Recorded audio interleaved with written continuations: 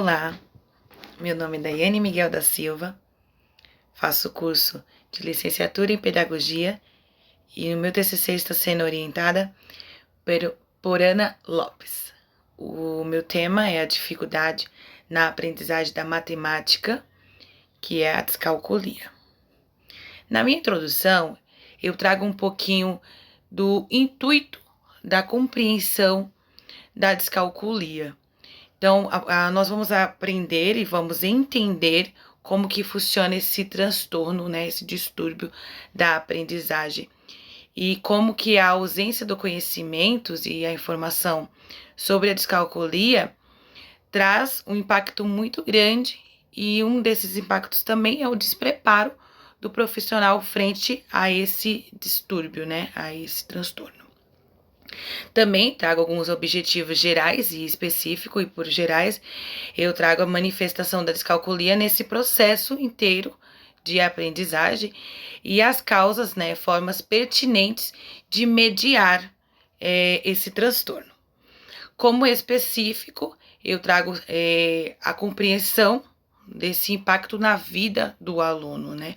E como podemos refletir, tanto na mediação pedagógica, como por um neurologista especializado já nesse transtorno, nessa área do cérebro.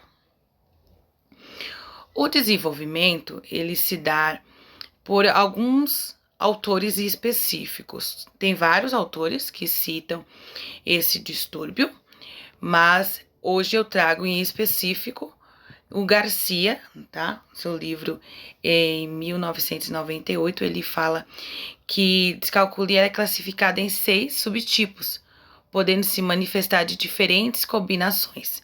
E uma delas é a verbal, descalculia prática, descalculia lexal, descalculia de grafia, né, a gráfica, descalculia ideológica e a operacional.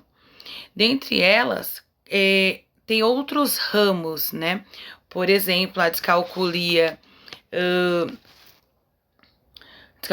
prática, ela é a dificuldade de listar e comparar e manipular matematicamente objetos reais. Ou seja, na manipulação mesmo, na prática mesmo, o aluno já apresenta essa dificuldade. Já na descalculia lexal, ele tem dificuldade de ler os símbolos matemáticos. Então, ele sente essa dificuldade de já ler os símbolos matemáticos. Na descalculia gráfica, ele não consegue escrever os símbolos. Então, ele tem essa dificuldade de passar o papel, né? Registrar. Ele tem essa dificuldade de registrar os símbolos matemáticos. Na descalculia ideognóstica, ele tem a dificuldade de realizar as operações. Então, ele não consegue operações simples, ele não consegue realizar. Por exemplo, começando aí por soma, subtração, ele não consegue associar isso. E também tem a descalculia verbal, que é a dificuldade de nomear. Então, as grandezas, ele não consegue chegar numa sequência numérica, ele pode confundir após a sequência, por exemplo, o 90, ele pode ler 9 0, ele não consegue fazer essa união, então na verbal ele não consegue nomear as grandezas. Então, ela se manifesta de várias formas, tá? Já o Only Ever, né, não sei falar muito bem o nome dele, em 2016 ele considera que para uma criança ser submetida a um teste neurológico são necessários empenhos abaixo do esperado da idade dela. Por quê? Muitas das vezes os pais ficam preocupados que a criança pode ser uma criança que apresente descalculia, porém a criança já não está na idade apropriada para aprender, né, classificar essas grandezas numéricas, aprender as operações matemáticas. Então, para que seja uma pessoa seja orientada pelo neurologista, ela precisa estar dentro de um perfil. Então, o Oliver ele fala que a criança ela precisa apresentar baixo empenho da sua idade escolar, presença de transtorno desde a educação infantil. Então, essa criança ela já vem apresentando essas dificuldades lá do jardim, né? Ela não consegue associar muito bem os números, então ela já vem apresentando dali. E mesmo com atendimento um entendimento, né, específico, a criança ainda ela continua com esse transtorno. Então, após essa análise toda, de verificar que a criança realmente apresenta essa dificuldade, foi uma criança que foi estimulada, mas não conseguiu entender as operações matemáticas, aí depois que ela passou por toda essa avaliação, que ela pode ser encaminhada por um neurologista, a fim de entender que a área do cérebro foi afetada ou não. Não é simplesmente a criança não sabe fazer a soma, ela teve um déficit lá na sua infância, ou falta de estímulo, ou não estudava, ou simplesmente apresentou desinteresse pela matemática e não foi estimulada. Não é só por isso que é uma criança que tem descalculia. Tá? Então, nós temos aí 2 referenciais teóricos, que um fala um pouquinho sobre, né, o impacto mesmo que tem, que a gente pode perceber que tem vários graus ali da descalculia, ela se apresenta de várias formas, né, de vários tipos, e também a manifestação neurológica. Então, para isso, a criança ela tem que ser submetida a uma análise criteriosa. O profissional, ele já nesse momento, ele tem que estar sensível para verificar o que está acontecendo com essa criança, já a família também tem que acompanhar para verificar o que está acontecendo com essa criança, para não ter uma análise incorreta. Os principais resultados dessa pesquisa foi exatamente avaliar essa grande lacuna, né? A lacuna das pessoas que têm muita dificuldade em matemática e esse transtorno, qual que é o impacto que acontece na vida da criança que está sofrendo com esse transtorno. Então, um dos resultados que nós tivemos foi avaliar que essa criança, o aluno está sendo afastado de uma tentativa de superação do aprendizado. Ou seja, se nós, profissionais da área da educação, não conseguir verificar, analisar, acompanhar o processo que essa criança está tendo ao longo da sua aprendizagem, essa criança cada vez mais ela fica distante do aprendizado. Então, tudo que era difícil para ela torna-se mais difícil ainda, tá? Também outro ponto muito importante nessa pesquisa foi verificar que na sala de aula tem que estar atento a esses sinais. Então, é aquilo que eu já havia falado. Precisa estar atento a todos os momentos para verificar qual que é o registro dessa criança, como que é a sequência numérica que ela está falando, como que ela associa os números, associa os símbolos, se essa criança não está confundindo número com letras, isso tudo vai ser uma análise criteriosa ali do profissional, do pedagogo, do psicopedagogo na sala de aula. Então, a sala de aula, ela vai ser ali um acolhimento, um dos acolhimentos principal para que a criança, ela tenha uma análise, uma visão, né? O profissional tem uma visão melhor dessa criança e possa ajudar. E também a importância de estar envolvido no processo educacional. Todos vocês têm que estar atentos às dificuldades, né, que surgem na sala, observando se são momentâneos ou se persistem. E exatamente tudo que eu resumi lá no comecinho da nossa introdução. Então, precisa verificar, será que a criança ela simplesmente não entendeu? Né? Porque dependendo da didática do professor, a criança fica um pouco confusa, é normal isso. Mas será que a criança só naquele momento não entendeu ou ela já vem seguir, vai tendo uma carreira que não está compreendendo a matemática? Será que ela está se confundindo muito ao longo de toda a explicação ou se ela realmente não está entendendo absolutamente nada?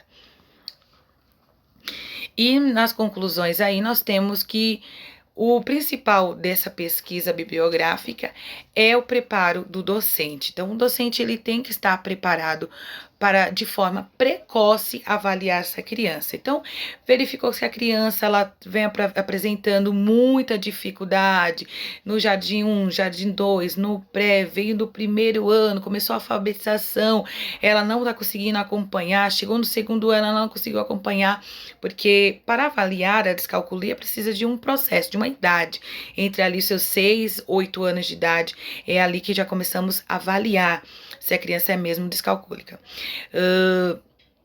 Então, precisa estar verificando isso, porque muitas das vezes os professores rotulam as crianças, é desinteressada, é desatenta, e simplesmente a criança ela não está conseguindo se encontrar. A criança realmente ela não está conseguindo entender, ter a compreensão da matemática. E tudo que nós não conseguimos ter domínio, compreensão, entendimento, passamos a não ter interesse mesmo. Então, a criança já não tem o entendimento. Se ela não tem o entendimento daquilo que já é uma dificuldade, já é um transtorno para ela, ela passa a se afastar ainda mais. Então, precisa de profissionais preparados, qualificados, em que entenda realmente esse transtorno, como se dá, quais são as etapas, né, da aprendizagem e como isso vai impactar a criança. Então, os profissionais, de forma resumida, têm que estar preparado, a escola tem que estar preparada, a família tem que estar preparado, é todo um conjunto tem que estar preparado para conseguir acolher essa criança, abraçar o aprendizado dessa criança e, claro, de forma muito, muito sincera, muito verdadeira, conseguir fazer essa mediação. Muitas crianças vão aprender através do lúdico, vão aprender a ter essa interação, essa relação com a matemática através do lúdico, de outra forma, de outra didática, através, às vezes, do símbolo, dos brinquedos, de coisas mais coloridas, essa criança vai ter sim esse contato. E também é classificado a descalculia, ela tem por etapas, né? A leve, a que já dá para entender, outras são um pouco mais dificultosas, que aí precisa ver se essa criança não teve nenhum trauma cerebral ou se essa criança ela não tem nenhuma deficiência intelectual. Então, para isso tudo, vai ter que ser uma avaliação muito criteriosa. Aqui eu apresento as referências, né? O Oliver, que é a introdução dos transtornos da aprendizagem. Então, aqui ele fala um pouquinho sobre a parte mesmo da abordagem neurológica, multidisciplinar. E o Garcia também, que fala um pouquinho sobre a linguagem, leitura e escrita da matemática. Então, os dois foi um dos que eu consegui trazer aí para nossa introdução e desenvolvimento. Respondendo alguns questionamentos da banca, a primeira pergunta foi: quais os referenciais teóricos, além dos citados no slide, você utilizou para o embasamento de sua pesquisa? Então, eu achei muito importante, muito relevante falar de Rodrigues e Novaes, que ele fala muito sobre a característica do cérebro e a capacidade de adaptar notícias ao seu sistema quando encontra ou estuda coisas novas. Então, ele fala que o nosso cérebro ele está preparado para aprender coisas novas. Assim é o impacto que a criança tem para a matemática. Então ele explica um pouquinho como que se dá essa adaptação, como que a criança vai ter essa leitura, essa capacidade de interagir ali com a matemática, e isso precisa do mediador, que seria o professor na sala de aula, para verificar como vai se dar essas novas informações, esses novos conhecimentos para a criança. A segunda pergunta foi: quais estudos futuros você considera possíveis serem feitos a partir do seu TCC? Eu acho esse TCC, modéstia à parte, muito relevante. A gente muitas das vezes se dá conta que está no meio da educação, e muitos profissionais da educação não desconhecem totalmente sobre a descalculia, né, que seria o transtorno aí da matemática. Então, é muito importante que o profissional ele esteja preparado, ele esteja capacitado para o mercado de trabalho, né, para a educação, para o ensino e aprendizagem da criança, só que ele já venha preparado ali da sua universidade. Se não foi preparado na universidade, faça alguns cursos complementares para que ele consiga entender melhor a descalculia. Então, como é um ramo, né, como que é uma pesquisa que ainda não está sendo tão explorada, eu acho que é muito relevante aí para nosso meio educacional. Já a terceira e última pergunta são: quais as contribuições do seu estudo por meio acadêmico e científico? Então, como que vai contribuir para o meio científico e acadêmico? Então, já é um resumo daquilo que eu falei. É muito importante que tanto o universitário que está estudando já esteja preparado para entrar numa sala de aula, reconhecendo quais as dificuldades, né? Por exemplo, tem outros transtornos de aprendizagem, dislexia, enfim, vários outros transtornos, mas que ele esteja já preparado, porque quando ele se vê ali com a criança que não tenha tanto domínio da matemática, ele venha saber de forma muito pedagógica, muito profissional, reconhecer se é um transtorno, se é só apenas uma leve dificuldade, se é por falta de estudo, ou se realmente já vem tido um problema, né, de um trauma neurológico. Então, para tudo isso, precisa que esse profissional ele esteja preparado para. Então, quando tem essas pesquisas acadêmicas e científica, né? Porque científica vai comprovar realmente que parte do cérebro está sendo atuado, aonde mexe. Então, eu acho que vai ser muito importante